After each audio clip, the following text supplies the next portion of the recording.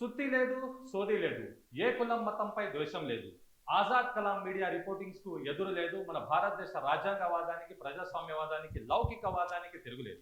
నేను అడ్వకేట్ సాదిక్ షేక్ ఆజాద్ కలాం మీడియాకు స్వాగతం, సుస్వాగతం.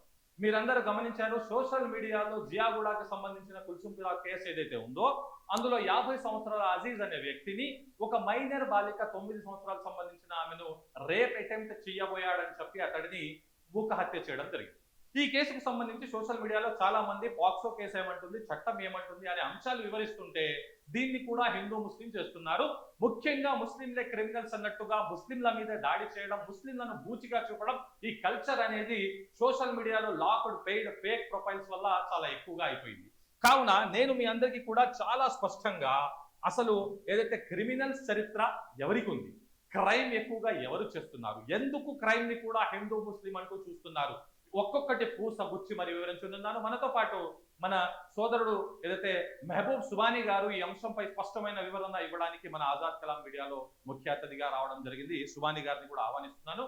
మీరు గమనిస్తే చాలా స్పష్టంగా గత చరిత్రలో బిల్ఖిస్ బాను కేసు దగ్గర నుంచి, ఆసిఫా బాను కాశ్మీర్ లో చంపేసిన ఆ అమ్మాయి మైనర్ కేసు నుంచి, ఏదైతే పహల్గామ్ లో జరిగిన హిమాన్షికు రేప్ మరియు చంపేస్తామనే ఏదైతే ఆమెకు హింస మరియు బెదిరింపులు ఇచ్చారో ఆ కేసు నుంచి, 14 మంది గోరక్షకులు ఒక వ్యక్తిని చంపేస్తే జడ్జిని కూడా ముస్లిం అంటూ రేప్ చేస్తామని చెప్పిన కేసు నుంచి, ఇలా ఒక్కటి కాదు, రెండు కాదు, ఒక్కొక్క కేసు మీకు వివరిస్తే చరిత్రలో అత్యంత హీనమైన, దారుణమైన, మానవత్వం సిగ్గుతో తలదించుకునే కేసులు చేసిన వాళ్ళ పేర్లేమిటి, వారి కులం ఏమిటి, వాళ్ళ మతం ఏమిటి అనేది మీరు గ్రహిస్తారు. నేను ఎక్కడ కూడా హిందువులే క్రిమినల్స్ అని చూపించట్లేదు, కానీ సోషల్ మీడియా మీద లాక్డ్ పెయిడ్ ఫేక్ ప్రొఫైల్స్ తో హిందుత్వం లేదా ఏదైతే మత ఛాందసవాద సంస్థలు, సంఘాలు, మతతత్వ పార్టీలు చేస్తుంది ఏమిటి అనేది కూడా మీరు గ్రహించాల్సిన అవసరం ఉంది. Yes, of course, Azad Kalam media ఏదైతే వాస్తవాలు మీ అందరి ముందు ఫ్యాక్ట్ చెక్ ద్వారా తెస్తుందో దాన్ని మీరు కామెంట్స్ ద్వారా ఫేక్ ప్రొఫైల్స్ తో బూతులు తిడుతూ మా ఆత్మస్థైర్యాన్ని, మనోనిబ్బరాన్ని, మా పోరాటాన్ని దెబ్బతీయలేదు. ఖచ్చితంగా మీ అందరి ముందు వాస్తవాలు వివరించే తీరుతాం, ప్రశ్నించే తీరుతాం. అది ఎంత దూరమైనా కానివ్వండి. భారతదేశ రాజ్యాంగవాదాన్ని, ప్రజాస్వామ్యవాదాన్ని, లౌకికవాదాన్ని, ముఖ్యంగా న్యాయ వ్యవస్థను, మనం అత్యున్నత న్యాయస్థానాలను ప్రజల్లో తీసుకెళ్లి క్రైమ్ పై అవగాహన వాళ్ళందరిలో పెంచి ఇటువంటి క్రైమ్ ని తగ్గించాల్సిన బాధ్యత మనందరి మీద ఉంది. అయితే ముఖ్యంగా ఈ కుల్సుంపురా కేసుకు సంబంధించి మన మెహబూబ్ సుబానీ గారిని వివరించాలని కోరుతున్నాను. కుల్సుంపురాలో ఏదైతే కేసు జరిగిందో అది ఎలా జరిగింది ఏంటని చెప్పి ఇప్పుడు వివరించబోతున్నాం అనమాట. కుల్సుంపురాలో చాలా ఉద్రిక్తత, అంటే యాక్చువల్లీ ఇది కొన్ని న్యూస్లో చెప్పడం ఏంటంటే 2 కుటుంబాల మధ్య జరిగిన ఒక దాడిగా చెప్తున్నారు. కానీ ఒక సీసీ కెమెరా ఫుటేజ్ అయితే మనకి బయటికి రావడం జరిగింది. అందులో ఒక మైనర్ బాలిక 6 సంవత్సరాలు అంటున్నారు, ఒక న్యూస్లో 9 సంవత్సరాలు అంటున్నారు. ఏదైనా కానీ చిన్నపిల్లని తను అసభ్యకరంగా ఎక్కడ పడితే అక్కడ, అంటే ఛాతీ మీద అనే తన ప్రైవేట్ పార్ట్స్ మీద టచ్ చేయడం జరిగింది. అలా టచ్ చేస్తున్న ఒక సీసీటీవీ వీడియో అనేది బయటకు వచ్చి అతని పేరు అజీజ్ అవ్వడం వల్ల అది సెన్సేషనల్గా చేయడానికి చాలా ప్రయత్నిస్తున్నారు. అది 2 కుటుంబాల మధ్య జరిగిందా లేకపోతే ఏంటని చెప్పి ఆ సీసీటీవీ ఫుటేజ్ ఆధారంగా వీళ్ళు ఆ మనిషి మీదకి దాడికి వెళ్ళడం జరిగింది. అతన్ని చచ్చేంత వరకు కొట్టడం జరిగింది. అతను పోలీస్ స్టేషన్లో అతన్ని అప్పగించిన తర్వాత పోలీస్ స్టేషన్లో చనిపోయాడని చెప్పి ఒక న్యూస్ ఉందండి. అంటే పోలీస్ స్టేషన్ లో డిలే కూడా చేశారట, వాస్తవమేనా మెహబూబ్ గారు? అలానే జరిగిందని చెప్పి చెప్తున్నారు. యాక్చువల్లీ పోలీస్ స్టేషన్ లో అతను లోపలికి తీసుకెళ్లిన తర్వాత హాస్పిటల్కి తీసుకెళ్లాల్సిన పోలీసులు అక్కడ పోలీస్ స్టేషన్ లో ఉంచేయడం వల్ల రక్తం కారి రక్తస్రావం అయిపోయి అక్కడే చనిపోయాడని చెప్పి. అంటే మీ ఉద్దేశంలో ఈ కేసులో హిందూ ముస్లిం యాంగిల్ అనేది ఒకటి, రెండవది ఈ కుటుంబానికి అంతర్గత గొడవలు అనేది ఒకటి, మూడవది తెలిసిన వ్యక్తే కాబట్టి పాక్సో కేసు పెట్టలేదు, ఎఫ్ఐఆర్ బుక్ అవ్వలేదు, విచారణ జరగలేదు, ఒక మనిషిని ఇలా చంపేయడం ఎంతవరకు సబబు అంటారు? ఆ వీడియో కూడా మనం చూడొచ్చు, ఇప్పుడు ప్లే చేయలేము ఎందుకంటే అది పాక్సో కేసులో వచ్చిన కేసు కాబట్టి, అమ్మాయి ఉంది కాబట్టి. ఇంకా అయితే మీకేమనిపిస్తుంది, ఈ కేసులో చాలా స్పష్టంగా హత్య చేయంత ఘోరమైన, హీనమైన ఈ క్రైమ్ అంటారా? చట్టాలు ఏం చెప్తుంది?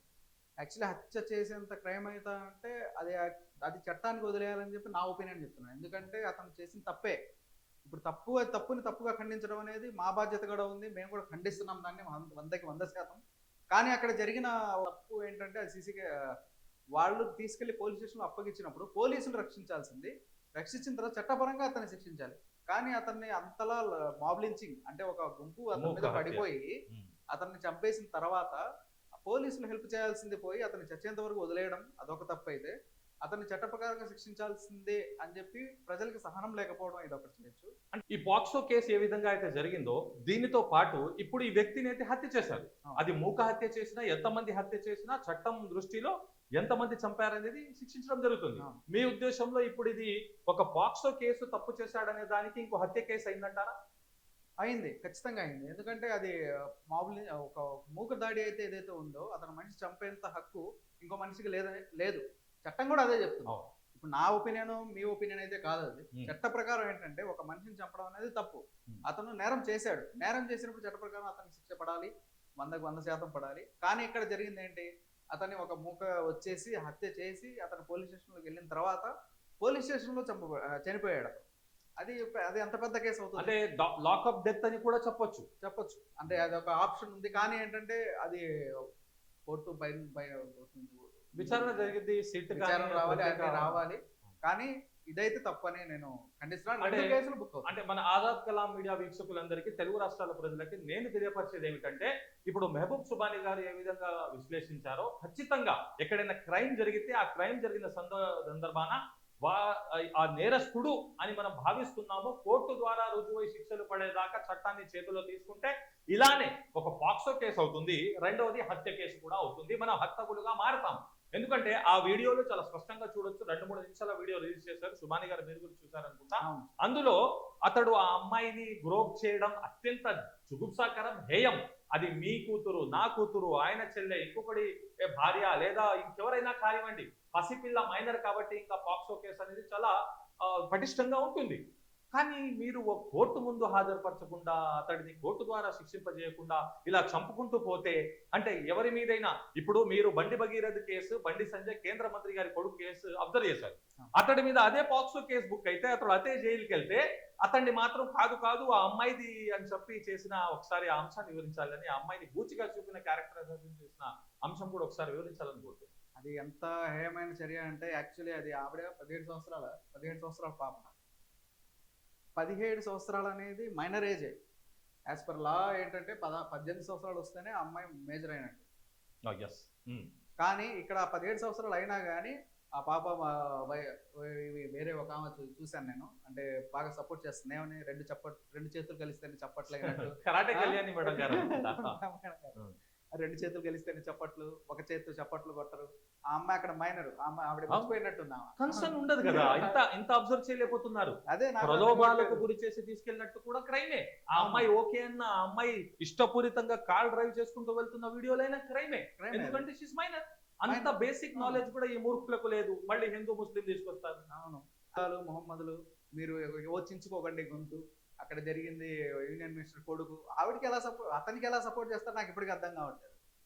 అప్పుడు ఒక పోక్సో కేసులో ఎంత కేంద్ర మంత్రి మినిస్టర్ కొడుకు అయినా సరే అతనికి సపోర్ట్ గా మాట్లాడిన వాళ్ళకి సిగ్గులేదా అని చెప్పి నేను అడుగుతున్నాను. ఇక్కడ గమనించాల్సింది ఏమిటంటే, కుల్సుంపురా కేసులో ఒక ముస్లిం అజీజ్ 50 సంవత్సరాలు, ఒక హిందువుల పాప ఉంటే అది హిందూ ముస్లిం కేసు అవుతుందంట. కానీ ఒక కేంద్ర మంత్రి కొడుకు, సాక్షాత్తు కేంద్రంలో అధికారంలో ఉన్న బీజేపీ మంత్రి కొడుకు చేస్తే మాత్రం ఇక్కడ అమ్మాయి క్యారెక్టర్ ని వాళ్ళు అసాసినేషన్ చేస్తారు. ఇక్కడ అమ్మాయికి వ్యతిరేకంగా దౌర్భాగ్యం ఏమిటంటే, తెలుగు రాష్ట్రాల్లో మనం నార్త్ కల్చర్ ఎక్కడొస్తుందని భయపడుతుంటే ఇదే బండి భగీరథ కేసులో ఎంతో మంది సోషల్ మీడియా సోకాల్డ్ ఇన్ఫ్లుయెన్సర్స్ పై కేసులు బుక్ అయ్యాయి. అంటే సేమ్ ఇలానే. మీకు ఇంకా ఆశ్చర్యం ఏంటంటే ఆ అమ్మాయికి సపోర్ట్ చేయాల్సిన ఆడవాళ్లే ఇక్కడ బండి భగీరథకి సపోర్ట్ చేస్తారు. అంటే హిందుత్వం చెప్పుకున్న బీజేపీ సాఫ్రాన్ టీం కదా, అంతే. అంటే ప్రతి ఆడామే అలా చెప్పలేదు, చెప్పలేదు, అక్కడ సపోర్ట్ చేస్తుంది అంటుంది. ఇప్పుడు అక్కడ ఒక అమ్మాయి, మైనర్ అమ్మాయి ఉన్నప్పుడు మహిళా సంఘాలు ఇప్పుడు గట్టిగా మాట్లాడాలి.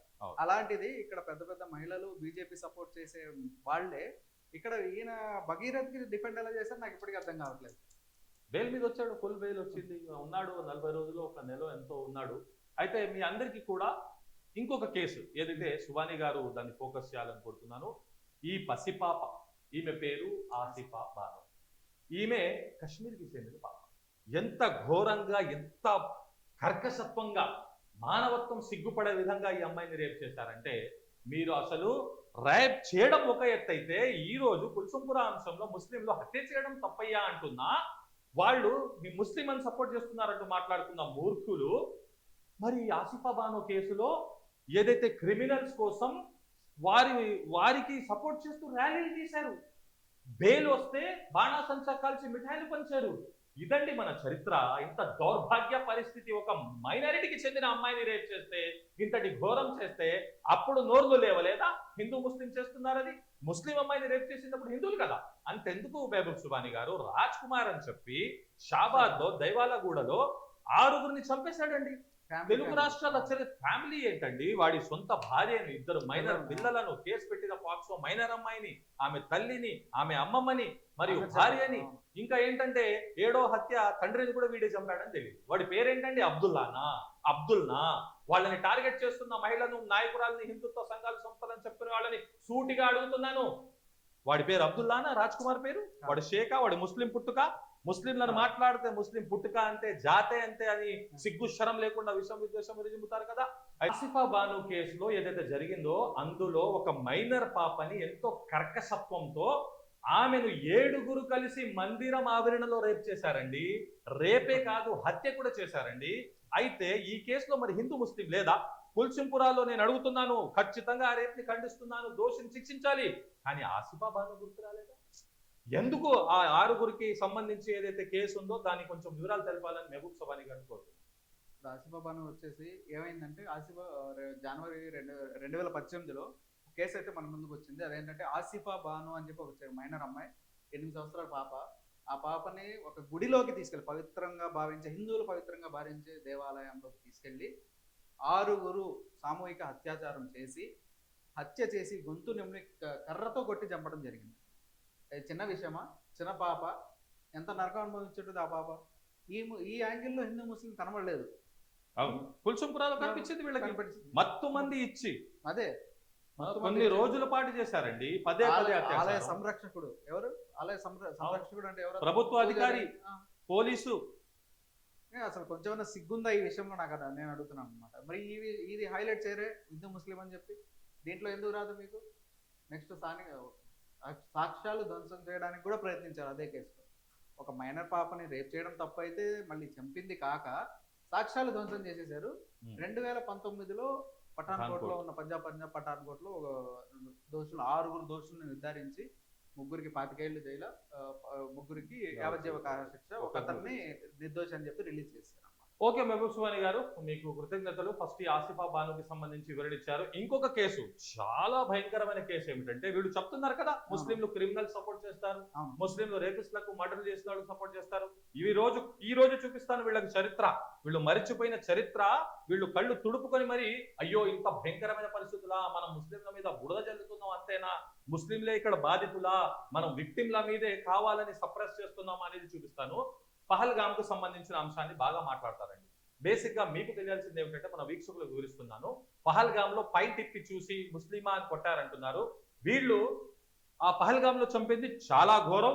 అందులో కల్నల్ సోఫియా ఖురేషీ మరియు అక్కడ ఉన్న గుర్రాల వాళ్ళు హిందువుల ప్రాణాలు కాపాడారు. వాళ్ళు కూడా ముస్లింసే, ప్రాణాలు కూడా వదిలేరు ముస్లింలు. అది గొప్ప. అయితే దాన్ని పక్కన పెట్టి, ఈ పహల్గామ్ కేసులో దానికంటే ముందు బాంబేలో ట్రైన్ లో వెళ్తున్న ఒక కానిస్టేబుల్ చౌహాన్ అనేవాడు ముస్లింలను వెతికి మరీ గడ్డం టోపీ జుబ్బా చూసి చంపేశాడండి. ఇది ఒక్కడు మాట్లాడు. ఇది పహల్గామ్ కంటే ముందు జరిగింది. మీరు గూగుల్ చేసి చూడండి. 3 ముస్లింలను చంపాడు, అడ్డుకున్నందుకు హిందూ ఏఎస్ఐని సైతం చంపేశాడు. ఇది మన చరిత్ర. మనం మాట్లాడవలసింది. ధైర్యం దమ్ము ఉందా? ఇక్కడ మాట్లాడతారా హిందూ ముస్లిం? పహల్గామ్ కంటే ముందు జరిగింది కదా. పహల్గామ్ లో పాకిస్తాన్ యాంగిల్ జోడించేశారు. ఎంత రాజకీయాలు జరిగినాయో తెలుసు.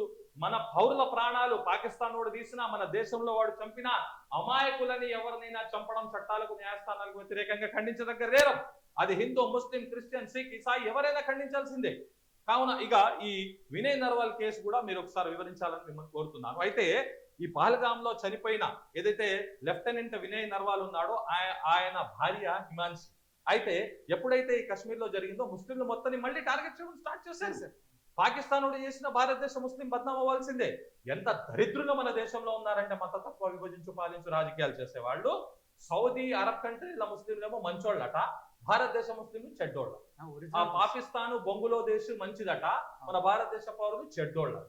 ప్రతిసారి కంపారిజన్ పాకిస్తాన్ తో చేస్తారు, నాకు ఇప్పటికీ అర్థం కాదు. ఒకసారి మీరు ఈ వినయ్ నర్వాల్ కేసు, ఈమె చెప్పింది ఏమిటి? పాపం ఏం అనలేదు. ఈ ఒక అమరుడి భార్య, ఎవరైతే పహల్గామ్ లో ప్రాణాలు కోల్పోయిన ఆయన భార్య, హిందూ ముస్లిం చేయకండి, కశ్మీరీల మీద దాడులు చేయకండి, ఎందుకంటే పాపం కాశ్మీర్లను వెతికి వెతికి మరీ మొత్తం భారతదేశ రాష్ట్రాల్లో కొడుతున్నారు, అవును. ముస్లింలను నిందిస్తున్నారు. అయితే పాపం ఈవిడ ఏమని కోరిందంటే, ఒక అమరుడైన భార్య, షహీద్ అంటాం మనం, దయచేసి హిందూ ముస్లిం చేయకండి, కాశ్మీర్లను కొట్టకండి అన్నందుకు ఆమెను కూడా రేప్ చేసి చంపేస్తా ఉన్నారు సార్. ఒకసారి దాని మీద వివరించాలని కోరుతున్నాను.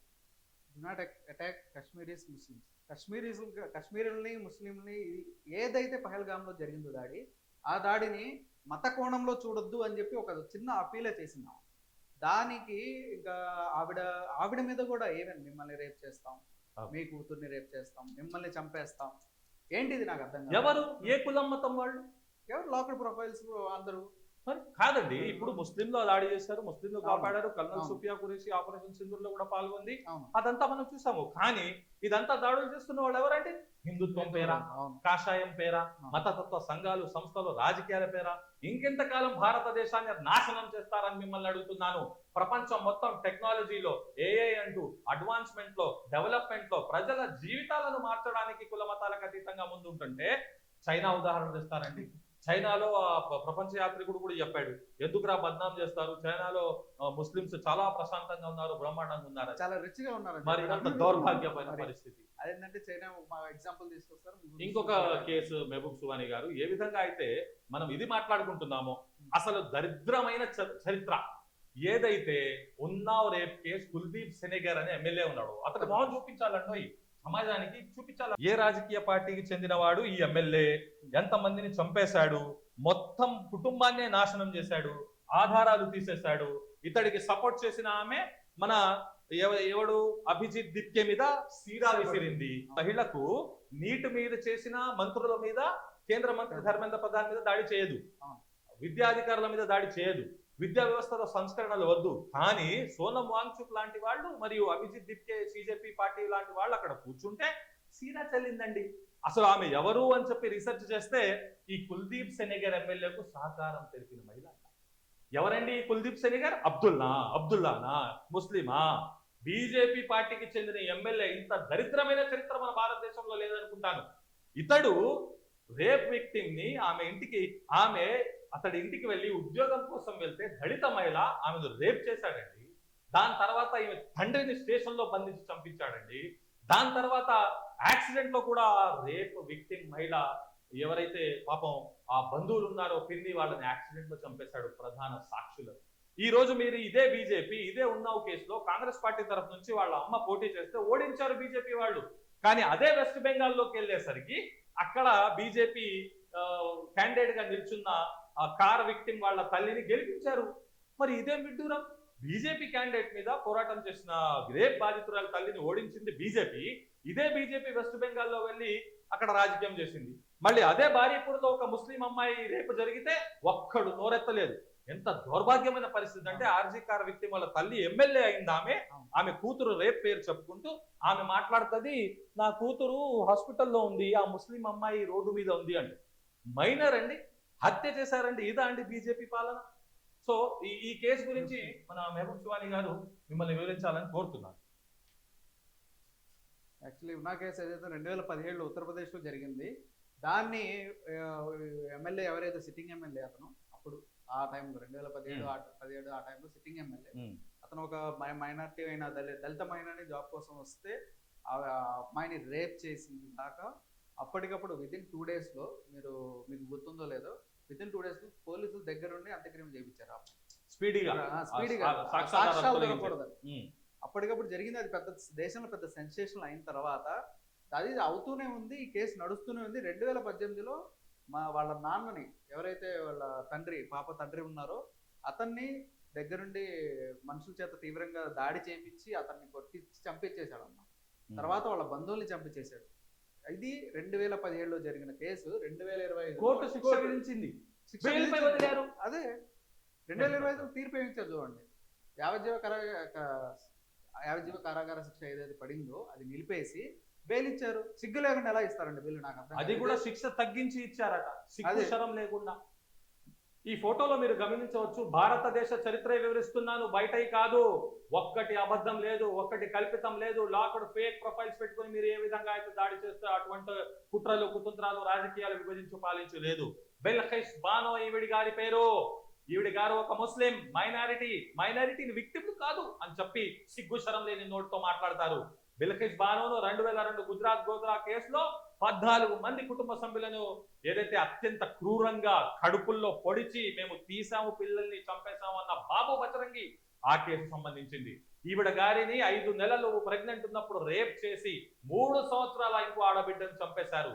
ఈ బిల్కిస్ బాను కేసులో శిక్ష పడితే వాళ్లను కూడా బెయిల్ మీద బయటికి పంపించి సుప్రీంకోర్టు తూతూ అనేలా ప్రపంచం అందరి ముందు భారతదేశ న్యాయ వ్యవస్థపై బచ్చ తెచ్చిన వాళ్ళు ఎవరు అని అడుగుతున్నాను. ఏ కులం మతం వాళ్ళని ఈమెను రేప్ చేశారని అడుగుతున్నాను. ఇట్లాంటి ఒక్కొక్క ఘటన పూసగుచ్చి మీ ముందు వివరిస్తుంటే ఇప్పటికీ కూడా సిగ్గు శరం లేకుండా లాగడ ప్రొఫైల్స్ తో కామెంట్స్ చేసే వాళ్ళని అడుగుతున్నాను. మీ వల్ల దేశానికి ప్రయోజనం లేదు, మీ కుటుంబాలకు ప్రయోజనం లేదు, కనీసం మీ బతుకన్నా మీరు ఏదైతే చేస్తున్నారో దానివల్ల మీకేదైనా ప్రయోజనం ఉందేమో ఆలోచించుకోండి. ఎందుకంటే మనం ఒక మాట మాట్లాడుతున్నాం, ఒక కామెంట్ చేస్తున్నాం అంటే సామాజిక బాధ్యత ఉండాలి.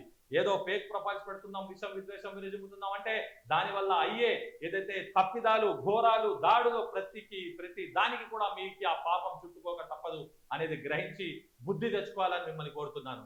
అయితే బిల్కిస్ బాను కేసుకి సంబంధించి మన మెహబూబ్ సువానీ గారిని కొంచెం వివరించాలని కోరుతున్నాను. గారు మీరు ఏదైతే చెప్పారో అదైతే ముమ్మాటికి నిజమండి. ఇప్పుడు దాని మెయిన్ మ్యాటర్లోకి వద్దాం. ఏమైందంటే 2008లో సిబిఐ కోర్టు ఏదైతే ఉందో ముంబైలో 11 మందికి శిక్షించింది అనమాట. శిక్షించినప్పుడు తర్వాత 2017లో హైకోర్టులో వాళ్ళు మళ్ళీ పిటిషన్ వేశారు 11 మంది వేస్తే దానికి వాళ్ళు 2022 వరకు వాళ్ళు పోరాడితే వాళ్ళకి సత్ప్రవర్తన కింద 11 మంది రేప్ చేసిన వాళ్ళు, చంపేసిన వాళ్ళు, ఇంత ఘోరం చేసిన వాళ్ళు సత్ప్రవర్తన. ఏ కోర్టు అండి? ఎక్కడి కోర్టు అండి? గుజరాత్ కోర్టు. అంటే ప్రధానమంత్రి మోదీ గారు బీజేపీ ప్రభుత్వం ఒక 20 ఏళ్ళ నుంచి ఉందండి. అదే అసలు నవ్వాలా కోప్పడాలో ఏం చేయాలో చెప్పండి. హైకోర్టు మళ్ళీ గుజరాత్ అదేస్తే వీళ్ళు బిల్కిస్ బాను వాళ్ళు ఏం చేశారంటే 2024లో సుప్రీంకోర్టుకి మళ్ళీ రివర్సల్కి వెళ్ళారు.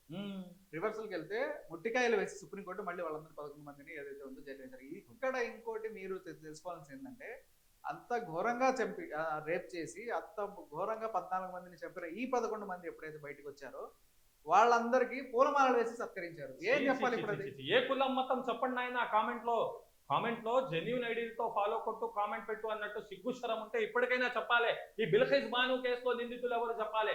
బెయిల్ వస్తే ఎవరు పండగలు చేసుకున్నారు, మిఠాయిలు పంచారు, బాణాసంచా కాల్చారు చెప్పాలి, సిగ్గుశరం ఉన్న వాళ్ళైతే. మెహబూబ్ సువానీ గారు, మీరు చాలా లోతుగా వివరించడం జరిగింది అన్ని కేసులు. మీరు మీ విలువైన సమయం కేటాయించినందుకు మీకు కృతజ్ఞతలు మన ఆజాద్ కలాం మీడియా వీక్షకుల తరఫు నుంచి. ఇంకొక విషయం, పాట్నా హైకోర్టుకి సంబంధించి 2026 ఈ జూలైలోనే ఒక తీర్పు వచ్చింది.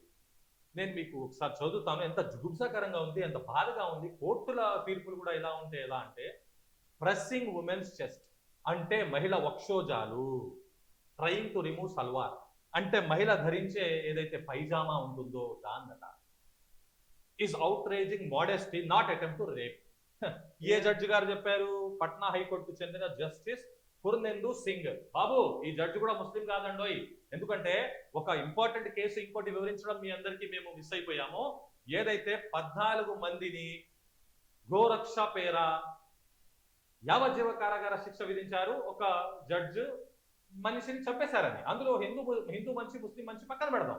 అయితే గోరక్ష పేర ఇంత ఘోరం చేస్తే వాళ్లకు ఆ యావజ్జీవ కారాగార శిక్ష వేసిన జడ్జిని సుబాని గారు ఆ జడ్జిని రేప్ చేస్తామన్నారండి, చంపేస్తామన్నారండి. ఆమె ఫోటోలు మార్పు చేసి సోషల్ మీడియాలో పెట్టారండి. ఎంత ఘోరం అండి, ఎంత అన్యాయం అండి. ఎవరండి ఇది చేసింది? ముస్లింలా? ఎవరండి? అసలు సిగ్గు శరం అనేది ఉండాలి కదండి.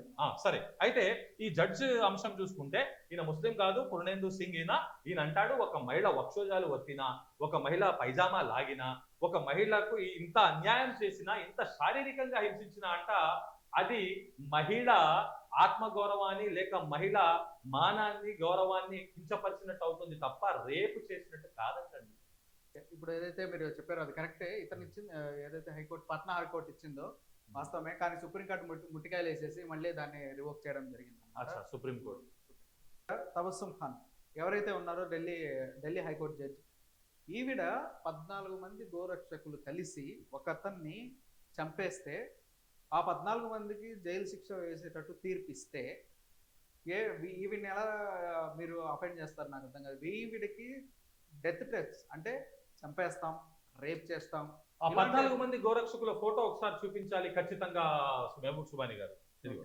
చూసారా ఆ 14 మంది ముస్లింలా వీళ్ళు? ముస్లింలే. కాదు, కులం మొత్తం ముస్లింసా? క్రిస్టియన్సా? కాదు.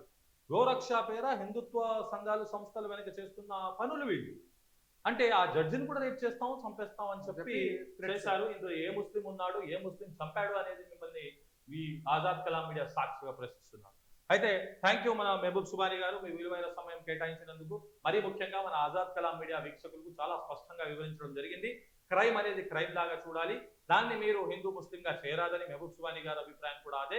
మరీ ముఖ్యంగా నేను చాలా సాక్ష్యాలతో సహా మీ అందరికీ కూడా అన్ని కేసులు వివరించడం జరిగింది. ఇంకా చాలా కేసులు మర్చిపోవడం జరిగింది. అది తెలంగాణ, ఆంధ్ర మరియు భారతదేశానికి సంబంధించిన చాలా స్పష్టంగా నేను మీ అందరినీ కోరేది ఏమిటంటే, దయచేసి ఈ హిందూ ముస్లిం చేయడం మానేయండి.